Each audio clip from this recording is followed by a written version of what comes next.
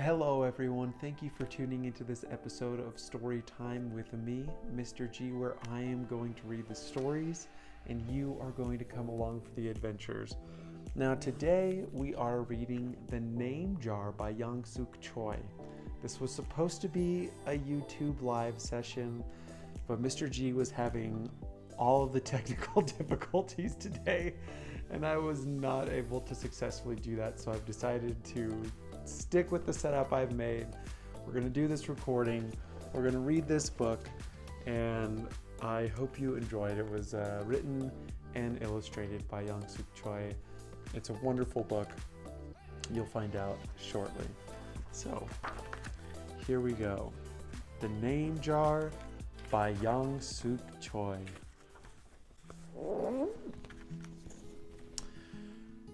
Through the school bus window, Unhei looked out at the strange buildings and houses on the way to her new school. It was her first day, and she was both nervous and excited. She fingered the little block of wood in her pocket and remembered leaving her grandmother at the airport in Korea. Her grandmother had wiped away Unhei's tears and handed her an ink pad and a small red satin pouch.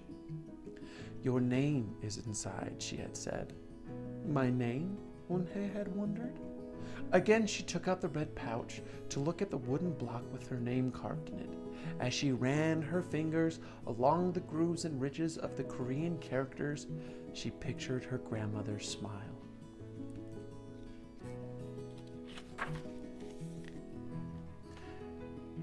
"Is that thing for show and tell?" a boy asked Unhei, surprising her. Unhei looked up as more kids leaned over. "No, it's mine," Unhei answered quickly, putting the pouch back in her pocket. "Are you new here? What's your name?" a girl asked. Unhei said, "Unhei." "Unhei?" the girl asked, scrunching up her face. Oh, nay, some kids chanted. No, Unhei corrected. It's spelled Unhei. It's pronounced Unhei. "Oh, it's Yuhei," the boy said. "Like Yuhei? What about hey you?"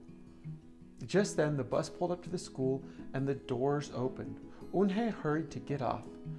"Yuhei, bye-bye," the kids yelled as she left. Unhei felt herself blush. Unhei stood in the doorway of her new and noisy classroom. She was relieved that the kids on the bus had gone to other rooms, but her face still felt red. "Aren't you going in?" asked a curly-haired boy with lots of dots on his face. "You're the new girl, right?" he asked cheerfully. Unhei nodded, and before she could walk away, the boy took her hand and pulled her through the door. "Here's the new girl," he announced so loudly that the teacher, Mr. Kokotos, almost dropped his glasses. Mr. Kokotos thanked him and greeted Unhei. "Please welcome our newest student," he said to the class. "She and her family just arrived from Korea last week." Unhei smiled broadly and tried not to show her nervousness. "What's your name?" someone shouted. Unhei pictured the kids on the bus. I haven't picked one yet," she told the class, "but I'll let you know by next week." As Mr. Kokotos showed her to her desk, she felt many round, curious eyes on her. "Why doesn't she have a name?" she heard someone whisper. "Maybe she robbed a bank in Korea and needs a new identity," a boy replied.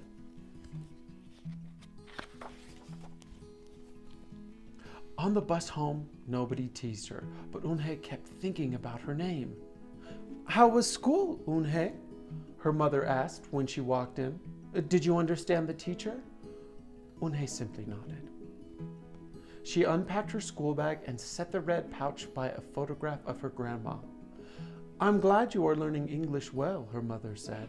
"You must study hard, behave nicely, and get good grades to show that you're a good Korean."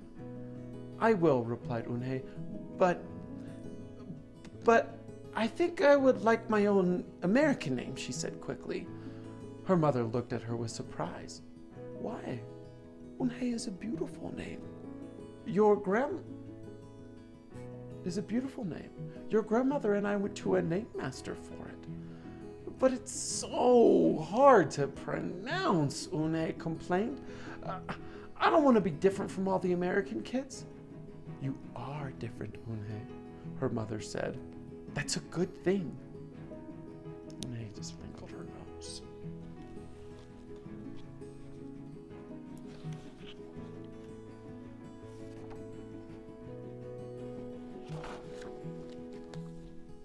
Later that day, Unhei and her mother went grocery shopping in their new neighborhood. They passed Fidel's Falafel, Tony's Pizza, and Dot's Deli. A big graffiti-painted garbage truck roared like a lion. It took off down the street. Nothing sounded or looked familiar until they got to Kim's Market.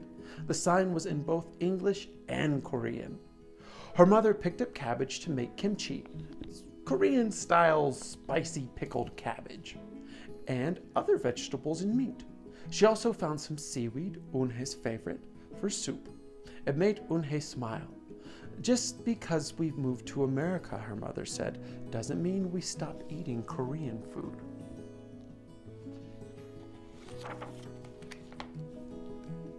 At the checkout counter, a friendly man smiled at Unhei. Helping your mother with the shopping, he asked. Unhei nodded. I'm Mr. Kim, he said. And what is your name? Unhei, she answered. Ah, what a beautiful name, he said.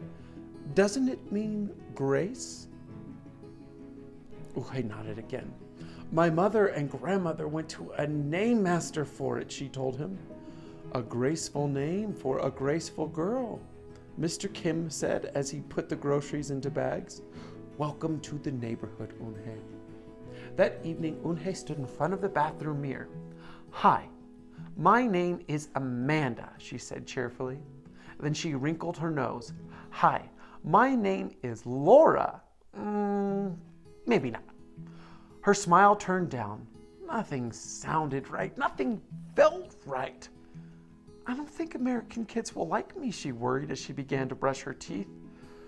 Hi, my name is Oshizi, she said to the mirror with her mouth full of toothpaste. The next morning when Unhei arrived at school, she found a glass jar on her desk with some pieces of paper in it. Unhei took one out and read it aloud. Daisy. That's my baby sister's name, but she said you can use it if you want, said Cindy, who sat next to her. Unhei took out the rest of the paper. Tamala, she read. I got it from a storybook, said Nate. She was smart and brave. Unhei nodded and folded another piece. Wednesday?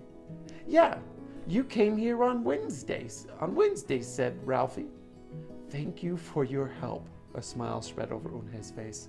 Ralph quickly said, we'll put more names in it. You can pick whatever you like, or pick them all, and you'll have the longest name in history.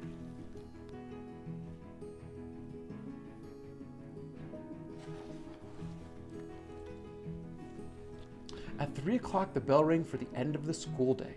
Unhei looked out the window and saw it was sprinkling. It's the same rain, she thought, but in a different place. She watched other kids leaving in groups. Hey! A familiar voice called out to her. Unhei turned around to see the curly-haired boy again. I'm Joey, he said. And don't you have any name? Unhei thought for a moment. Well, I can show you, she said, and took out the small red pouch. She pressed the wooden block on the ink pad and then stamped it on a piece of paper. This is my name stamp, she said. My grandma gave it to me in Korea. I can use it as a signature when I open a bank account or write a letter. And whenever I miss my grandma, I use it to fill a piece of paper. Want to try it? She offered the stamp to Joey, and he carefully inked the stamp and pressed it hard on the paper. The red characters gleamed against the whiteness. Wow! That's beautiful, Joey said. Can I keep the paper? Sure, Unhei said. And then the two of them shared her umbrella as they walked to the school bus. Every day, the jar got fuller with more names, and Unhei read them all. She found a few names she liked: Miranda, Stella, Avery. They sounded interesting. I hope you choose the name I put in, Margot told her at snack time. I've put in 3 more, said Ralph: Madison, Park, and Lex. They're my favorite street names. Maybe you should close your eyes and draw a name, Rosie suggested. Ralph frowned. That's silly. What if she doesn't like the name she draws? Well, we didn't get to choose our names when we were born, did we? Rosie argued. Everyone thought about this. When Unhei got home from school that day, her little brother ran to give her a letter. It was from her grandma. She opened it quickly. It said, "To my Unhei, I hope you are enjoying your new school and new friends. Be sure to help your mother and your little brother. Here, the moon is up, but there, the sun is up. No matter how far apart we are, and no matter how different America is from Korea, you'll always be my Unhei, your grandma forever." Unhei took out her wooden stamp and filled a paper with it. She thought for a long time in front of the bathroom mirror. On Saturday, Unhei walked to Mr. Kim's store.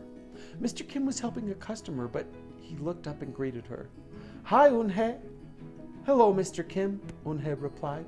She felt as if she was back in her old neighborhood in Korea. "Hey," said the customer, turning around. It was Joey. "Your name is Unhei?" he asked her with his eyes open wide. Unhei looked quickly at Mr. Kim, then turned to Joey. She nodded slowly. "Yes, it's pronounced Unhei, and it means grace," Mr. Kim added. "Unhei," Joey said slowly, and this time perfectly. It made Unhei smile. "I'll have it ready for you tomorrow," said Mr. Kim to Joey. "Thank you, Mr. Kim. See you Monday, Unhei," Joey said to her. He left before she could ask him why he was at the store. On Monday, Unhei came to class early to look at the names one last time. But the jar wasn't on her desk. Instead, there was just a single piece of paper with a name on it. Unhei slipped it in her pocket. "Where's your name jar?" Ralph asked as soon as he saw it was gone. "I don't know," Unhei said. It wasn't on Mr. Kokoto's desk or on any other desk. And it wasn't on the counters or any of the shelves. As soon as other kids arrived, they helped look. Soon Mr. Kokotos came in and Ralph shouted at him, "The name jar is gone! The jar with all the names in it!" "Gone?" Mr. Kokotos replied. With a look of concern, he asked Unhei, "Did you get a chance to read all the names?" Unhei nodded. She took a breath. "I'm ready to introduce myself," she said. Unhei wrote her name in both English and Korean on the chalkboard. I like the beautiful names and funny names you thought of for me," she told the class, "but I realized that I like my name best, so I chose it again." "Korean names mean something, Unhei. Mean something. Unhei means grace." "Grace? Grace and hey!" shouted Ralph. Everyone tried to say it. "Unhei, Unhei, Unhei." Unhei said her name again slowly and clearly. Soon the kids began to say it better, even Mr. Kokotos. They applauded Unhei's choice. "I was named after a flower," Rosie whispered to Unhei. "Lots of American names have meanings too," Mr. Kokotos reminded everyone. When the class was dismissed, Unhei heard her new friends say goodbye. "Bye, Unhei. See you tomorrow." "Goodbye, Unhei." Unhei said goodbye and then looked around for Joey, but he was already gone. "Unhei, Unhei, come downstairs," Mother called up to Unhei. "Your friend is here." Unhei rushed down to see who she meant. There stood Joey, and in his arms was the name jar. Where did you find it? Asked Unhei breathlessly. Joey looked embarrassed. Well, I took it. But only because I wanted you to keep your own name, and you did. He reached in and pulled out the names. Do you want to keep them? He asked. Thank you. I'll keep them as a souvenir, Unhei said happily. Then she pulled out the piece of paper from her pocket. Do you want this back? Joey grinned. You can keep it. I'll return the name jar to the class. Maybe you could put some Korean nicknames in it for us. Names with good meanings. I could do that, agreed Unhei. I've already got a Korean nickname, Joey said. Mr. Kim helped me choose it. Carefully, he pulled a small silver felt pouch from his pocket. Then he took out a dark wooden stamp with beautiful Korean characters carved sharply into it. He pressed it on the ink pad and then on the piece of paper next to her name. Chingu, read Unhei. That means friend. And Chingu smiled back. I hope you really enjoyed that story. It was so wonderful that she chose her name in the end. Do any of you have a name that might be hard to pronounce? Or maybe have you ever gone to a new place where people couldn't pronounce your name or say your name? Personally, my last name is tough for people to say. It's Gmur, and it's spelled Gmur, and it's Swiss. And people have definitely had a hard time saying that over the years. I get Gmur, Gmur, Gmur, which is why I say Mr. G. But I also say Mr. Gmur. It's Gmur. So if you have a hard name to pronounce, or it's hard for some people to pronounce, I hope you'll keep it. I hope that you grow into it and that you learn to love it just like Unhei and Chingu. And I'd love to hear what your name is, so if you want to leave it in the comments, that would be wonderful. Thank you so much for joining me for this different arena of story time with Mr. G. I hope you enjoyed it. I hope my struggling on a couple parts of the story didn't take you out of it too much. And I hope you will join me for the next one. If you want to buy the name jar, go ahead down to the description below and you'll see a link. And I just hope you have a wonderful day. And remember, you are fabulous, and I love that about you. Peace out.